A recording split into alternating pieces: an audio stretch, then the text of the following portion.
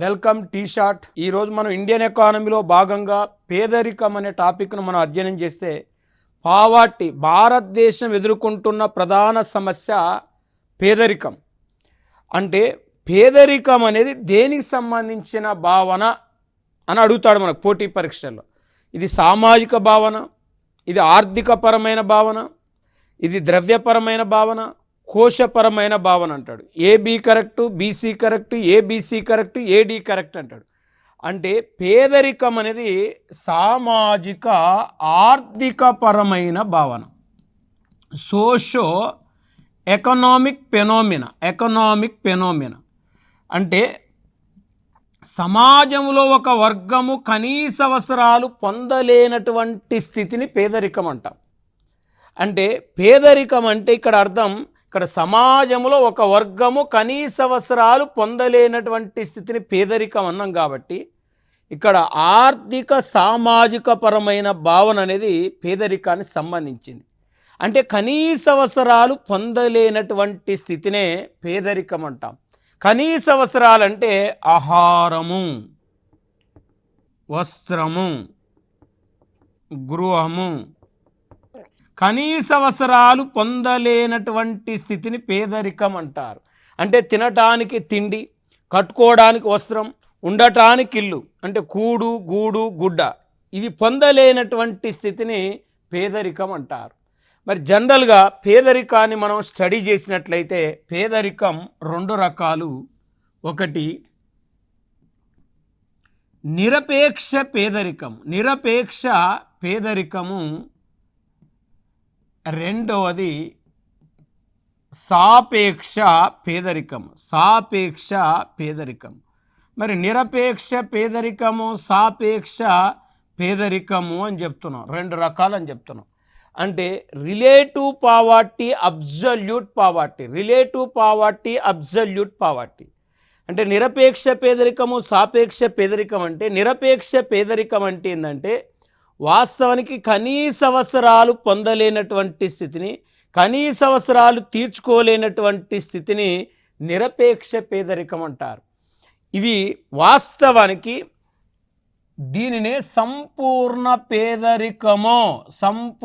పేదరికము, వాస్తవానికి కఠిన పేదరికము, పరమ పేదరికము అంటారు.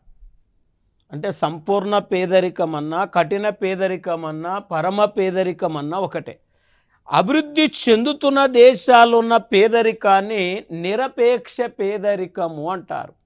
కనీస అవసరాలు పొందలేనటువంటి స్థితిని నిరపేక్ష పేదరికం అంటే ఇవి కనీస అవసరాలు, ఇవి పొందలేనటువంటి స్థితిని నిరపేక్ష పేదరికం అంటున్నాం. వాస్తవానికి సాపేక్ష పేదరికం అనేది అభివృద్ధి చెందిన దేశాల్లో ఉంటుంది, డెవలప్డ్ కంట్రీస్లో అభివృద్ధి చెందిన దేశాల్లో ఉండే పేదరికం ఇక్కడ సాపేక్ష పేదరికం. అంటే సాపేక్ష పేదరికం అంటే అర్థం, కనీస అవసరాలు తీరినప్పటికీ ప్రజల జీవన ప్రమాణ స్థాయిలో తేడా ఉంటుంది. కొందరికి హెచ్చు జీవన ప్రమాణ స్థాయి ఉంటుంది, కొందరికి అల్ప జీవన ప్రమాణ స్థాయి ఉంటుంది. అల్ప జీవన ప్రమాణ స్థాయి గల వాళ్ళనే మనం సాపేక్ష పేదరికులు అంటాం. అంటే ఇక్కడ ఎగ్జాంపుల్, తినడానికి తిండి ఉంటుంది, అంటే కట్టుకోవడానికి వస్త్రం ఉంటుంది, వాస్తవానికి ఉండటానికి ఇల్లు ఉంటుంది, గృహం ఉంటుంది. అంటే ఈ కనీస అవసరాలు తీరినప్పటికీ ఆహారంలో తేడా ఉంటుంది, వస్త్రంలో తేడా ఉంటుంది, గృహంలో తేడా ఉంటుంది. ఇక్కడ ఈ మూడిట్లో తేడా ఉంటుంది.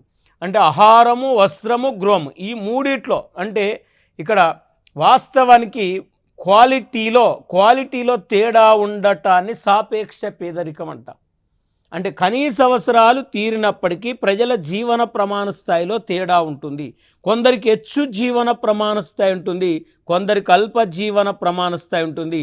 ఆ అల్ప జీవన ప్రమాణ స్థాయి గల వాళ్ళనే మనం సాపేక్ష పేదరికులు అంటాం. అంటే సాపేక్ష పేదరికము అంటాం.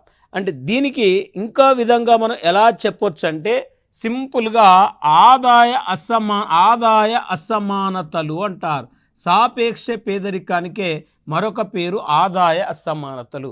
ఆదాయ పంపిణీలోని వ్యత్యాసాలను తెలియజేసే పేదరికాన్నే సాపేక్ష పేదరికము అంటారు. మరి పేదరికాన్ని మొదటిసారిగా అంచనా వేసిన వ్యక్తి దండేకరెన్ రాత్. దండేకరెన్ రాత్ భారతదేశంలో మొట్టమొదటిసారిగా పేదరికాన్ని లెక్కించిన వారు ఎవరని అడుగుతాడు. దండేకరెన్ రాత్. మరి భారతదేశంలో పేదరికాన్ని ఎట్లా లెక్కిస్తారు, పేదరికాన్ని ఎట్లా అంచనా వేస్తారంటే, పేదరికాన్ని అంచనా వేయటానికి పేదరికపు రేఖ సాయపడుతుంది. పేదరికపు రేఖ, పేదరికపు రేఖ, పావర్టీ లైన్. పేదరికాన్ని అంచనా వేయటానికి పేదరికపు రేఖ సహాయపడుతుంది. వాస్తవానికి ఈ పేదరికపు రేఖను 3 అంశాల ఆధారంగా నిర్ణయిస్తారు. 3 అంశాల ఆధారంగా నిర్ణయిస్తారంటే, ఒకటి కనీస జీవన వినియోగ స్థాయి, కనీస జీవన వినియోగ స్థాయిని బట్టి అంచనా వేస్తారు. రెండవది కనీస పోషక పదార్థాల వ్యయము, కనీస పోషక పదార్థాల వ్యయాన్ని బట్టి పేదరికాన్ని అంచనా వేస్తారు. మూడవది తలసరి నెలసరి వినియోగ వ్యయం, తలసరి నెలసరి వినియోగ వ్యయం. అంటే ఈ 3 అంశాలను పరిగణలోకి తీసుకొని పేదరికపు రేఖను నిర్ణయిస్తారు. అంటే కనీస జీవన వినియోగ స్థాయి, కనీస పోషక పదార్థాల వ్యయము, తలసరి నెలసరి వినియోగ వ్యయాన్ని తీసుకొని పేదరికాన్ని అంచనా వేస్తారు, పేదరికపు రేఖను నిర్ధారిస్తారు. పేదరికపు రేఖను అంచనా వేసే పద్ధతులను మనం పరిశీలించినట్లయితే, ఇక్కడ ఎక్స్పెండిచర్ మెథడ్, వ్యయ పద్ధతి ఒకటి, 2 ఆదాయ పద్ధతి ఇన్కమ్ మెథడ్ రెండవది, 3వది తలల లెక్కింపు పద్ధతి హెడ్ కౌంట్ రేషియో, 4వది గినీ ఇండెక్స్ గినీ పద్ధతి, 5వది poverty gap index, poverty gap index పేదరిక సంధి సూచిక, 6వది పి ఇండెక్స్, పి ఇండెక్స్. ఒక్కసారి మనం పరిశీలించినట్లయితే పేదరికపు రేఖను అంచనా వేసే పద్ధతులు, estimation of poverty line methods. ఒకటి ఎక్స్పెండిచర్ మెథడ్, వ్యయ పద్ధతి మనం తీసుకుంటే ఇక్కడ తలసరి నెలసరి వ్యయాన్ని బట్టి పేదరికపు రేఖను నిర్ణయిస్తారు. తలసరి నెలసరి వ్యయాన్ని బట్టి పేదరికపు రేఖ నిర్ణయిస్తారంటే, మానవుడు జీవించడానికి కనీస అవసరాల నిర్ణయించి ఆ కనీస అవసరాలను మార్కెట్ ధరల చేత అంచనా వేసి కనీస జీవనాధార స్థాయిని నిర్ధారిస్తారు. ఆ కనీస జీవనాధార స్థాయిని పేదరికపు రేఖ అంటారు. అంటే మనిషి జీవించడానికి కనీస అవసరాలు నిర్ణయిస్తారని చెప్పినాం. ఆ కనీస అవసరాలు మార్కెట్ ధరల చేత అంచనా వేసి ఒక మనిషి బతకడానికి రోజువారీ ఎంత ఖర్చు అవుతుంది, నెలవారీ ఎంత ఖర్చు అవుతుంది అనేది నిర్ధారించి దాన్ని బట్టి పేదరికాన్ని అంచనా వేస్తారు వ్యయ పద్ధతి ఆధారంగా, వ్యయ పద్ధతి ఆధారంగా. మరి ఇది ఎక్స్పెండిచర్ మెథడ్ ఆ విధంగా తీసుకుంటారని చెప్తున్నాం. ఇది ఒక పద్ధతి. ఆదాయ పద్ధతి, ఏ కుటుంబాల వార్షిక ఆదాయము ప్రభుత్వం నిర్ణయించిన దానికంటే తక్కువ ఉంటుందో వాళ్ళను పేదరికపు రేఖకు దిగువ నివసిస్తున్నారని చెప్పవచ్చు. అంటే ఇక్కడ మనకు పావర్టీ లైన్ మనం తీసుకుంటే, పావర్టీ లైన్ తీసుకుంటే ఇది ఏపీఎల్, ఇది బీపీఎల్. అంటే below poverty line, above poverty line అనేది ఎట్లా నిర్ణయిస్తారంటే, ఇక్కడ జనరల్గా మనకు ఆదాయ పద్ధతిలో ప్రభుత్వం ఏ కుటుంబాల వార్షిక ఆదాయం అంటే ప్రభుత్వం నిర్ణయించిన దానికంటే తక్కువ ఉంటుందో వాళ్ళను బీపీఎల్లో ఉంటారు. ప్రభుత్వం నిర్ణయించిన దానికంటే ఎక్కువ ఉంటే ఏపీఎల్లో నివసిస్తారు. అంటే ప్రభుత్వం ఒక సంవత్సర యాన్యువల్ ఇన్కమ్ అనేది డిసైడ్ చేస్తుంది. ప్రభుత్వం నిర్ణయించిన ఆదాయం కంటే ఏ కుటుంబాల ఆదాయం తక్కువ ఉంటుందో వాళ్ళు బిలో పావర్టీ లైన్లు ఉంటారు. ప్రభుత్వం నిర్ణయించిన దానికంటే ఎక్కువ ఉంటే అబోవ్ పావర్టీ లైన్లు ఉంటారు. అంటే ఆదాయ పద్ధతి కూడా మన దేశంలో పేదరికాన్ని అంచనా వేయటానికి ఒక మెథడ్గా, ఒక పద్ధతిగా వాడతారు. ఇక్కడ తలల లెక్కింపు పద్ధతి అంటే హెడ్ కౌంట్ రేషియోని మనం తీసుకుంటే మెయిన్గా తలల లెక్కింపు పద్ధతిని పేదరిక రేఖను అంచనా వేయటానికి ఉపయోగించినది ఎవరు అంటే తలల లెక్కింపు పద్ధతిని దండేకర్ అండ్ రాత్ అనే ఆర్థికవేత్తలు నిర్ణయించడం జరిగింది. తలల లెక్కింపు పద్ధతి హెడ్ కౌంట్ రేషియో అంటే తలల లెక్కింపు పద్ధతికి ఫార్ములా అంటే ఎక్కడ వాడతారు తలల లెక్కింపు పద్ధతి అంటే భారతదేశంలో పేదరిక శాతాన్ని లెక్కించడానికి తలల లెక్కింపు పద్ధతి వాడతారు. పేదరిక నిష్పత్తిని ప్లస్ లెక్కించడానికి ఈ పద్ధతి వాడతారంటే ఇక్కడ మనం హెడ్ కౌంట్ రేషియోను మనం తీసుకుంటే ఫార్ములా పేదల సంఖ్య మొత్తం జనాభా ఇంటూ 100 అంటే పేదల సంఖ్య బై మొత్తం జనాభా ఇంటూ 100 ఈజ్ ఈక్వల్ టు ఇక్కడ హెడ్ కౌంట్ రేషియో అంటే తలల లెక్కింపు పద్ధతి ఫార్ములా అంటే ఫస్ట్ మనం దేశంలో పేదలను లెక్కించాలి. ఆ పేదల సంఖ్యను మొత్తం జనాభా చేత భాగిస్తే మనకు పేదరిక శాతం వస్తుంది. అంటే గ్రామంలో పేదలు బై గ్రామ జనాభా ఇంటూ 100 వేస్తే గ్రామంలో పేదరిక శాతం వస్తుంది. పట్టణంలో పేదల సంఖ్య బై మొత్తం పట్టణ జనాభా ఇంటూ 100 వేస్తే పట్టణ పేదరిక శాతం వస్తుంది. మొత్తం పేదల సంఖ్య బై మొత్తం జనాభా ఇంటూ 100 వేస్తే ఇక్కడ పేదరిక శాతం వస్తుంది. అంటే ఇది ఓన్లీ భారతదేశంలో పేదరిక నిష్పత్తిని కానీ పేదరిక శాతాన్ని కానీ కనుక్కోవడానికి తలల లెక్కింపు పద్ధతి హెడ్ కౌంట్ రేషియోను మెయిన్గా వాడతారు. తలల లెక్కింపు పద్ధతిని వాడతారు. ఇది ఒక పద్ధతిగా మనం చెప్పొచ్చు. దీన్ని ఉపయోగించింది దండేకర్ అండ్ రాత్. గినీ పద్ధతి, గినీ ఇండెక్స్ అంటారు. అంటే పేదరికాన్ని లెక్కించడానికి పేదరిక రేఖను అంచనా వేయటానికి గినీ పద్ధతిని ఉపయోగించిన ఆర్థికవేత్త ఎవరంటే లారెన్స్ అనే ఒక ఆర్థికవేత్త ఉపయోగించాడు. మరి లారెన్స్ అనే ఆర్థికవేత్త ఉపయోగించిండు అంటున్నాం. వాస్తవానికి ఆదాయ అసమానతలను తెలుసుకోవటానికి గినీ ఇండెక్స్ వాడతారు. అంటే ఇక్కడ చూడండి, estimation of inequalities of income ఆదాయ అసమానతను తెలుసుకోవడానికి గినీ పద్ధతి వాడతారు. ఈ గినీ పద్ధతిని ఉపయోగించింది లారెన్స్ అనే ఒక ఆర్థికవేత్త. దీనిని వాడటం జరిగింది, దీనిని ఉపయోగించడం జరిగింది.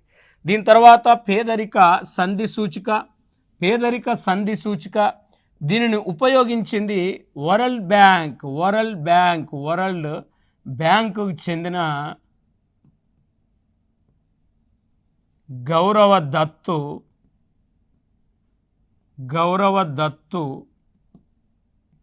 అండ్ రవాలియన్ అనే ఆర్థికవేత్తలు. గౌరవ దత్తు, రవాలియన్ అనే ఆర్థికవేత్తలు ఈ పేదరిక సంధి సూచికను ఉపయోగించడం జరిగింది.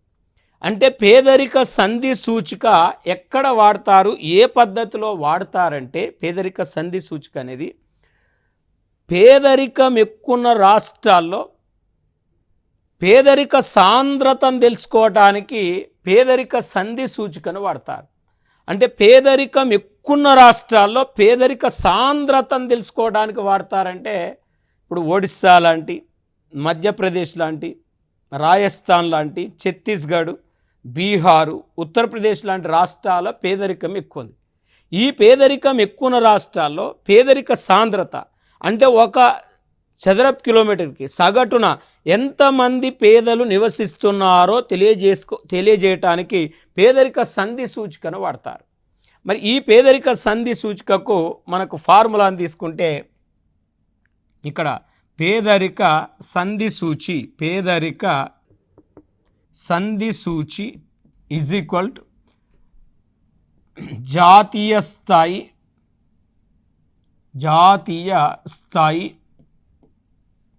పేదరికపు గీత జాతీయ స్థాయి పేదరికపు గీత మైనస్ పేదవాడి సగటు వ్యయము బై జాతీయ స్థాయి పేదరికపు గీత. అంటే జాతీయ స్థాయి పేదరిక గీత నుంచి పేదవాడి సగటు వ్యయాన్ని తీసేస్తే వచ్చిన దాన్ని జాతీయ స్థాయి పేదరిక రేఖ చేత భావిస్తే పేదరిక సంధి సూచి వస్తుంది. ఈ ఫార్ములాను ఉపయోగించి పేదరిక సంధి సూచిక ద్వారా పేదరికం ఎక్కువ రాష్ట్రాల్లో ఇక్కడ పేదరిక సాంద్రతను తెలుసుకోవడానికి ఈ సూచి వాడతారు. మరి ఇక పేదరిక సంధి సూచిక ఒకటి. దీని తర్వాత పి ఇండెక్స్ అంటే దీన్ని ఈ పి ఇండెక్స్ని మెయిన్గా ఎవరు ఉపయోగించారంటే అమర్త్య సేన్ అనే ఒక ఆర్థికవేత్త ఈ సూచిని వాడటం జరిగింది.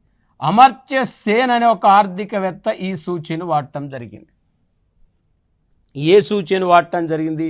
పి ఇండెక్స్ అనే సూచిని వాడటం జరిగింది. అమర్త్య సేన్ అనే ఆర్థికవేత్త వాడిని చెప్తున్నాను పి ఇండెక్స్ని. అంటే వాస్తవానికి పి ఇండెక్స్ పావర్టీ ఇండెక్స్. మరి ప్రముఖ నోబెల్ బహుమతి గ్రహీత అమర్త్య సేన్ ఈ సూచిని వాడటం జరిగింది అని చెప్తున్నాం. అంటే ఇక్కడ మనం జనరల్గా పరిగణలోకి తీసుకుంటే ఒక వ్యక్తి ఈ పేదరికపు రేఖకు ఎంత దిగువన నివసిస్తున్నాడో తెలుసుకోవడానికి ఈ సూచి వాడతారండి. ఒక వ్యక్తి పేదరికపు రేఖకు ఎంత దిగువన నివసిస్తున్నాడో తెలుసుకోవడానికి ఈ సూచి వాడతారు. అంటే ఇది బీపీఎల్, బిలో పావర్టీ లైన్. ఈయన పేదవాడే, ఈయనతో పోలిస్తే ఈయన ఎక్కువ పేద, ఈయనతో పోలిస్తే ఈయన ఎక్కువ పేద, ఈయనతో పోలిస్తే ఈయన ఎక్కువ పేద, ఈయనతో పోలిస్తే ఈయన నిరుపేద. అంటే పేదరికపు రేఖకు ఒక వ్యక్తి ఎంత దిగువన నివసిస్తున్నాడో తెలుసుకోవడానికి పి ఇండెక్స్ను వాడతారు. అంటే పేదల్లో అత్యంత నిరుపేదలను తెలుసుకోవడానికి ఉపయోగించే సూచే పి ఇండెక్స్. అంటే మన దేశంలో పేదరికాన్ని అంచనా వేసే పద్ధతులను మనం చూస్తే వ్యయ పద్ధతి, ఆదాయ పద్ధతి, తలలెక్కింపు పద్ధతి, గినీ పద్ధతి, పేదరిక సంధి సూచి, పి ఇండెక్స్ అండి. దీని తర్వాత మనం జనరల్గా తీసుకుంటే మెయిన్గా 2 రిపోర్ట్లు ఉంటాయి. వ్యయ పద్ధతిలో 2 రిపోర్ట్లు ఉంటాయి. ఏంటి ఆ 2 రిపోర్ట్లు అంటే URP report, MRP report. Uniform recall period, mixed recall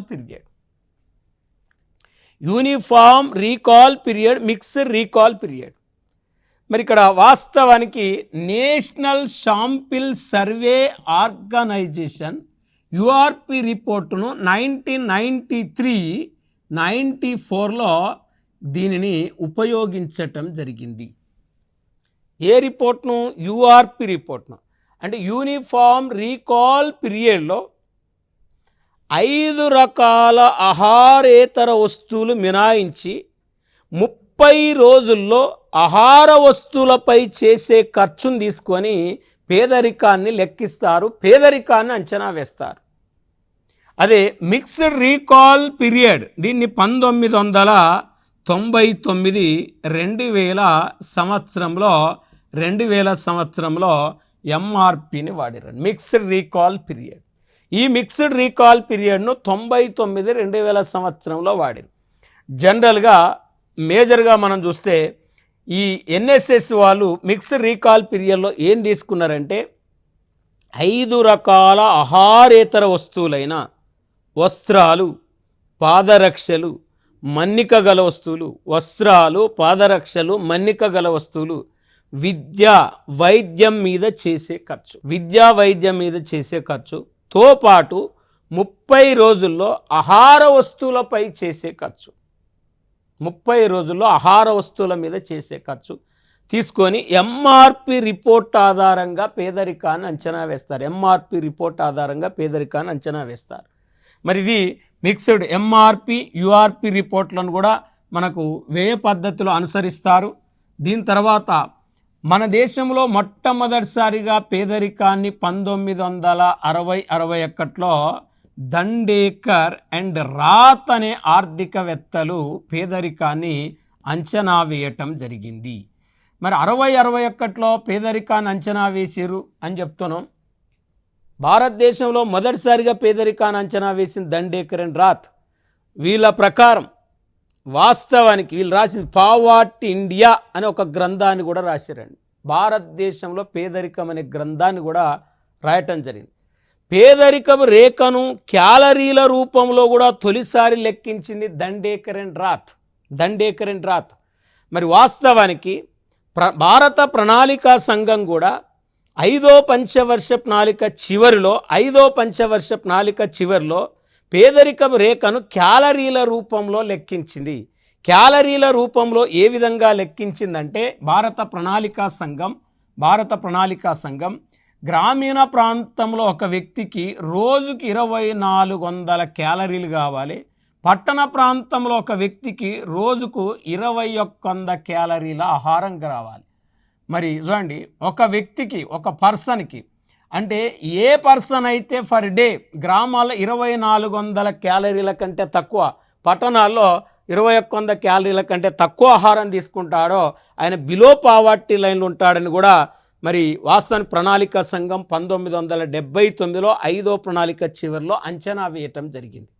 అయితే వాస్తవానికి 1989లో పేదరికం రేఖ మీద వాస్తవానికి లకడావాలా కమిటీ వేసారు. లకడావాలా కమిటీ 1993లో కూడా నివేదిక సమర్పించడం జరిగింది.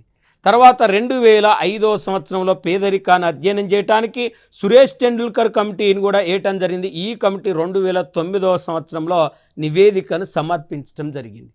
మరి 2012వ సంవత్సరంలో 2012 జూన్లో పేదరికాన్ని నిర్ధారించడానికి ప్రముఖ ఆర్థికవేత్త డాక్టర్ రంగరాజన్ నేతృత్వంలో కమిటీని నియమించింది 2012వ సంవత్సరంలో. మరి వాస్తవానికి డాక్టర్ రంగరాజన్ కమిటీ 2014లో నివేదికను సమర్పించింది. 2012వ సంవత్సరంలో రంగరాజన్ కమిటీ వేస్తే 2014లో నివేదికను సమర్పించింది. డాక్టర్ రంగరాజన్ కమిటీ పేదరికాన్ని అంచనా వేయటానికి 3 అంశాలను పరిగణలోకి తీసుకుంది. మరి డాక్టర్ రంగరాజన్ కమిటీ 3 అంశాలు పరిగణలోకి తీసుకుందంటే, 1 క్యాలరీలు తీసుకుంది, 2 కొవ్వు పదార్థాలు తీసుకుంది, 3 ప్రోటీన్ తీసుకుంది. అంటే డాక్టర్ రంగరాజన్ కమిటీ 2012లో పేదరికాన్ని అధ్యయనం చేయటాన్ని నియమిస్తే పేదరికాన్ని అధ్యయనం చేసి 2014లో ప్రభుత్వాన్ని నివేదిక ఇచ్చింది. డాక్టర్ రంగరాజన్ కమిటీ పేదరికాన్ని అంచనా వేసేటప్పుడు తీసుకున్న అంశాలు 3: 1 క్యాలరీలు, 2 కొవ్వు పదార్థాలు, 3 ప్రోటీన్లు. ఇక్కడ బాగా గుర్తుపెట్టుకోండి, క్యాలరీలు, కొవ్వు పదార్థాలు, ప్రోటీన్లు.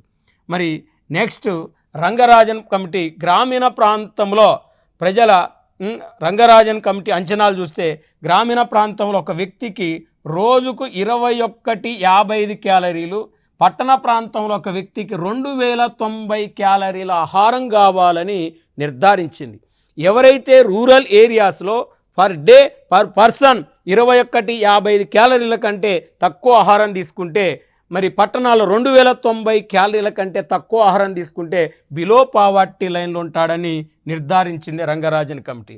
అదే గ్రామంలో మరి మనిషికి రోజు మాంసకృత్తులు 48 గ్రాములు, కొవ్వు పదార్థాలు 28 గ్రాములుగా నిర్ధారించింది. చూడండి, మాంసకృత్తులు 48 గ్రాములు గ్రామాల్లో, ఇక్కడ మరి కొవ్వు పదార్థాలు 28 గ్రాములుగా నిర్ధారించింది. అదే పట్టణ ప్రాంతంలో మనిషికి రోజుకు మాంసకృత్తులు 50 గ్రాములుగా నిర్ధారించింది, కొవ్వు పదార్థాలు 20 గ్రాములుగా నిర్ధారించింది. మరి ఇక్కడ క్యాలరీలు వాస్తవానికి మనకు మాంసకృత్తులు. మరి ఇక్కడ 3వ అంశాన్ని మనం తీసుకుంటే డాక్టర్ రంగరాజన్ కమిటీ ప్రకారం రోజు వ్యక్తిగత వ్యయం రూపాయల్లో తీసుకుంటే ఇక్కడ 2009-10 ప్రకారం గ్రామంలో ఒక వ్యక్తి 26 రూపాయల 70 పైసలు ఖర్చు పెట్టాలి. పట్టణాల్లో 39 రూపాయల 90 పైసలు ఖర్చు పెడితే ఎబో పావర్టీ లైన్లో ఉంటాడు. అంతకంటే తక్కువ ఖర్చు పెడితే బిలో పావర్టీ లైన్లో ఉంటాడు. అదే 2011-12 డేటా తీసుకుంటే per day per person rural ఏరియాలో 32 రూపాయల 40 పైసలు ఖర్చు పెట్టాలి. అర్బన్ ఏరియాలో 46 రూపాయల 90 పైసల కంటే తక్కువ ఖర్చు పెడితే బిలో పావర్టీ లైన్లో ఉంటాడని డాక్టర్ రంగరాజన్ కమిటీ రిపోర్ట్ ఇవ్వటం జరిగింది.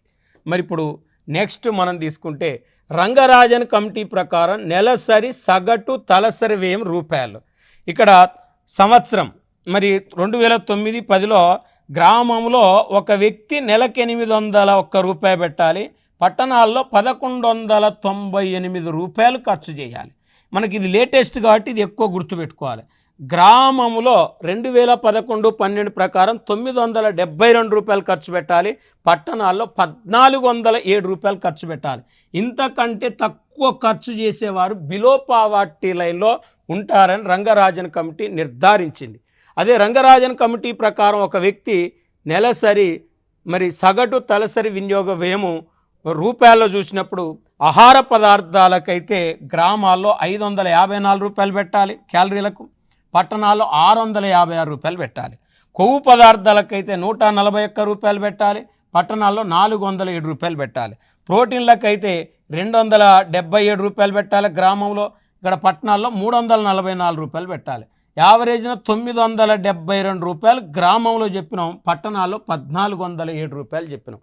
ఇది క్యాలరీల మీద, కొవ్వు పదార్థాల మీద, ప్రోటీన్ల మీద మొత్తం చేసే ఖర్చు. ఇంతకంటే తక్కువ ఖర్చు పెట్టేవారు బిలో పావర్టీ లైన్లో ఉంటారు.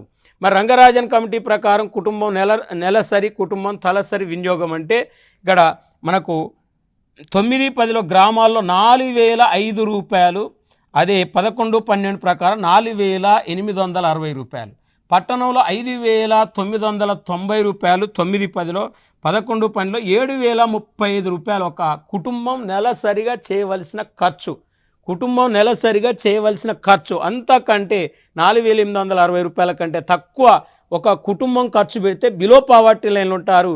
7035 కంటే పట్టణాల్లో కుటుంబం ఖర్చు పెడితే బిలో పావర్టీ లైన్లో ఉంటారని రంగరాజన్ కమిటీ నిర్ధారించింది. మరి రంగరాజన్ కమిటీ ప్రకారం గ్రామీణ పట్టణ ప్రాంతాల పేదరిక శాతం చూస్తే 9-10లో గ్రామాల్లో 39.6 ఉంటే 11-12 నాటికి 30.9కి తగ్గింది. అదే పట్టణాల్లో 35.1% ఉంటే 26.4% తగ్గింది. మొత్తం 38.8% ఉంటే 29.5% తగ్గింది. ఆయన ఇక్కడ చూస్తే 29.5% మంది ప్రజలు బిలో పావర్టీ లైన్లో ఉన్నారని రంగరాజన్ కమిటీ చెప్పింది. అర్బన్లో కంటే గ్రామాల్లోనే పేదరిక శాతం ఎక్కువగా ఇక్కడ స్పష్టంగా కనపడుతుంది. మరి ఇది పేదరిక శాతం. ఇక్కడ పేదరిక సంఖ్య చూస్తే 2009-10లో 325.9 మిలియన్లు గ్రామాల్లో ఉంటే 260.5 మిలియన్ల గ్రామాల్లో పేదరికం తగ్గింది. పట్టణాల్లో 128.7 మిలియన్లు ఉంటే ఇక్కడ 102.5 మిలియన్లకు తగ్గింది. మొత్తం 454.6 మిలియన్లు 2009-10లో ఉంటే ఇక్కడ 11-12 నాటికి 363 మిలియన్లకు తగ్గింది. టోటల్గా గ్రామాల్లో పేదరికం తగ్గింది, పట్టణాల్లో పేదరికం తగ్గింది, మొత్తం పేదరికం తగ్గింది డాక్టర్ రంగరాజన్ కమిటీ నివేదిక ప్రకారం. మరి పేదరికం ఎక్కువ ఉన్న రాష్ట్రాలు రంగరాజన్ కమిటీ ప్రకారం ఉత్తరప్రదేశ్ 809.1 లక్షలు, 2 బీహార్ 438.1 లక్షలు, మధ్యప్రదేశ్ 327.8 లక్షలు. అంటే పేదరికం ఎక్కువ ఉన్న రాష్ట్రాలు ఏంటి రంగరాజన్ కమిటీ ప్రకారం అంటే ఉత్తరప్రదేశ్, బీహార్, మధ్యప్రదేశ్. 809.1 లక్ష ఇక్కడ ఉంటే 438.1 లక్ష ఉంటే 327.8 లక్షలు ఉంది. మరి రంగరాజన్ కమిటీ ప్రకారం పేదరికం తక్కువ రాష్ట్రాల్లో గోవా కేవలం 0.9 అంటే 90,000 మంది ఉన్నారు. పేదరికం తక్కువ రాష్ట్రం గోవా. గోవా తర్వాత సిక్కింలో 1.1 అంటే 1,10,000 మంది పేదరికులు గోవాలో మనకు 90,000 ఉంటే సిక్కింలో 1,10,000. గోవా, సిక్కిం రాష్ట్రాల్లో పేదరికం తక్కువ ఉంది డాక్టర్ రంగరాజన్ కమిటీ ప్రకారం. పేదరిక శాతం ఎక్కువ ఉన్న రాష్ట్రాలు డాక్టర్ రంగరాజన్ కమిటీ ప్రకారం Chhattisgarh first, Manipur second, Orissa third. Orissa ఇక్కడ ఛత్తీస్గఢ్లో 47.9% ఉంటే, మణిపూర్లో 46.7% ఉంటే, ఒడిస్సాలో 45.9% పేదరికం ఒడిస్సాలో ఉంది.